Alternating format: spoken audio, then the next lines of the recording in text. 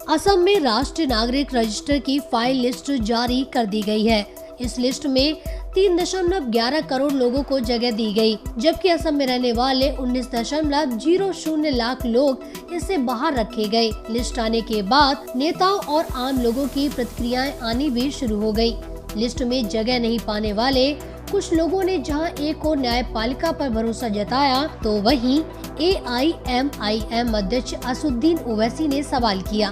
उन्होंने कहा कि भारतीय जनता पार्टी पहले दावा कर रही थी कि राज्य में 40 लाख से ज्यादा अवैध पलायन करता है, तो अब सिर्फ 19 लाख कैसे रह गए। ओवैसी ने आगे कहा कि बीजेपी को सबक लेना चाहिए। उन्होंने कहा कि उन्हें NRC के लिए हिंदू मुस्लिम के नाम पर बात करना बंद करना चाहिए। उन्हें असम में जो हुआ उससे सबक लेना चाहिए। देखिए, मैं आज जो फाइनल लिस्ट आ चुकी है, हम वज़ीर दाखिला जनाब अमित शाह साहब से पूछना चाहते हैं कि आपने एक बात कही थी कि 50 लाख घुसपैठी आसाम में है, अब वो झूठ बोल रहे थे या NRC सच कह रही है? हम जानना चाहते हैं कि हमारे एक बहुत बड़े लीडर गुजरे, इंद्रजीत गुप्ता, उन्होंने कहा था कि 40 लाख इलीगल लोग हैं। SK सिन्हा ने कहा था कि पूरे आसाम के डिस्ट्रिक्ट्स मुस्लिम मेजॉरिटी हो जाएंगे। श्री प्रकाश जायसवाल जब भी हैं, कानपुर के सांसद रह चुके हैं और MOS होम थे, उन्होंने पार्लियामेंट में कहा कि 50 लाख।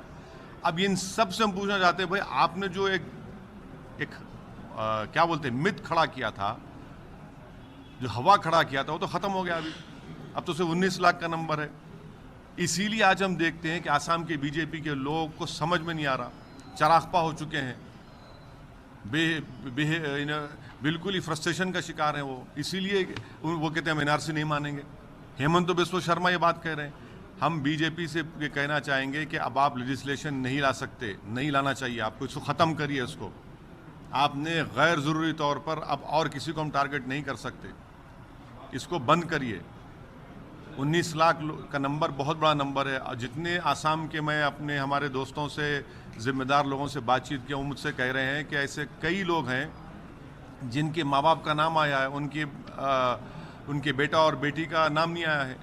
तो मुझे यकीन है कि अगर फॉरेनर्स ट्रिब्यूनल जुडिशियस वे में एक्ट करेगा, आर्बिट्री तरीक़े में नहीं, तो यकीनन ये नंबर भी और गिरेगा।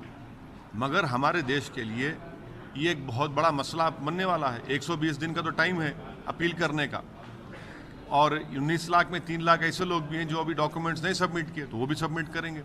मगर आप बताइए कि इसका हल क्या है? कितने मरतबा इस नई सरकार बनने के बाद foreign affair, external affairs minister Jaishankar साहब, होम मिनिस्टर अमित शाह ने बांग्लादेश के मिनिस्टर से बात की, चलिए देश को बताइए। आपने उनसे पूछा क्या बांग्लादेश से, इनका क्या करेंगे आप? वोट लेते वक्त तो आपने कहा था कि दीमक, टर्माइट्स कहा था। हिटलर ने भी कहा था उस ज़माने में यहूदियों को कॉकरोच कहा था, आपने टर्माइट कह दिया। अब बताइए, आपने जब बांग्लादेश के मिनिस्टर से 2 मरतबा आपने बातचीत की, इस मसले को उठाया आपने, और अब फिर आपके आसाम के लोग मुतमईन नहीं हैं और आप कह रहे हैं पूरे देश में लाएंगे।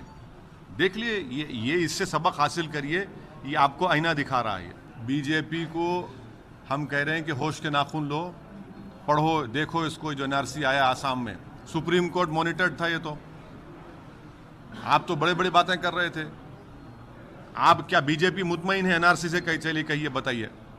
बीजेपी के बड़े मंत्री अब परेशान हैं, सर को हाथ लगा के बैठे हैं, उनके पेट में दर्द हो रहा है। NRC के फाइनलिस्ट आने, बीजेपी खुद परेशान है। आप इसको मत करिए। इस आसाम का आप देख चुके हैं, इसके बावजूद भी आप करना चाहते तो आप ही को शर्मिंदगी होगी, आप ही को पॉलिटिकल एम्बैरेसमेंट होगा।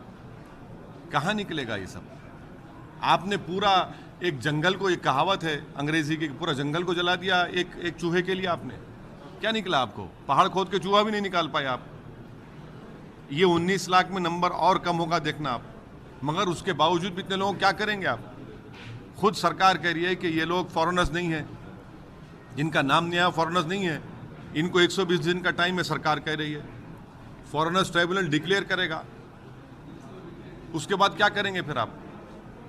कहाँ रखेंगे इन लोगों को आप देख रहे हैं कि इंटरनेशनल लेवल पर कितने बातचीत हो रही है, इस पर कितनी तनकीद हो रही है हिंदुस्तान के ऊपर। ये सोचना चाहिए उनको। देखिए जीडीपी 5% पे आ गया तो मैं बीजेपी को जो लोग वोट डाले उनसे पूछ रहा हूँ, अब आप नारे लगाइए हर हर मोदी के, मिठाई बांटिए, मुर्दाबाद ओवैसी बोलिए ना, आपने वोट डाला है और बीजेपी खामोश क्यों है?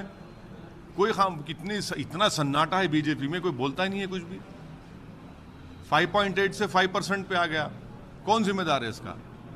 नौकरी नहीं है, बिस्किट खरीदने की लोगों में इस्तात नहीं है, साबुन जो है वो कम पैसों में बिक रहा है, फैक्ट्रीज में 3-3 दिन का हॉलिडे पीरियड है, कई फैक्ट्रीज में लोगों की नौकरी चले गई, वो सब के सब अब जाने वाले हैं अपने अपने गाँवों को, हाँ, रूरल एरियाज में जाने वाले हैं। हाँ, अब आप बताइए, रूरल इकोनॉमी में डिमांड क्राइसिस है, रूरल इकोनॉमी में जो लेबर का ब्यूरो का डेटा है, लेबर वेजेस में गिरावट हो चुकी है। अब आप बोलिए ना, अब क्यों नहीं बोलते बीजेपी के लोग? अब तो सिर्फ आप बात करेंगे सिर्फ कैसे तनाव पैदा किया जाए हिंदू और मुसलमान में। अरे भाई छोड़िए वो पुरानी पॉलिटिक्स, अब आप बताइए, इतना बड़ा मैंडेट आपको मिला है, जीडीपी 5% पे आ चुका है और 5 ट्रिलियन की इकोनॉमी की आप बात कर रहे हैं। कब तक आप लोगों को धोखा देते रहेंगे? और अगर आज जीडीपी 5% आया तो बीजेपी की नाहिली और उनकी नाकामी की वजह से है।